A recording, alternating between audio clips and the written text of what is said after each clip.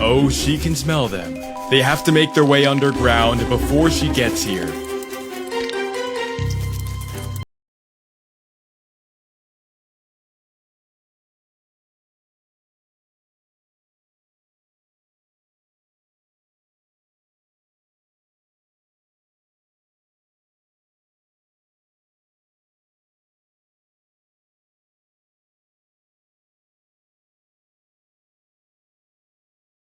The rest.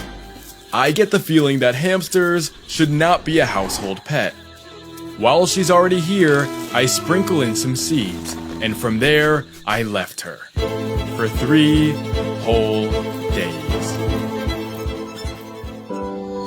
And when I returned, she was not in the cage, in the maze, or the ecosystem.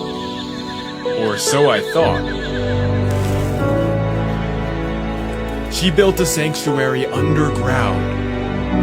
Was she finally at home? Well, every night she would leave her burrow because she was on a mission. She would run from the ecosystem all the way back to her cage to run on her wheel.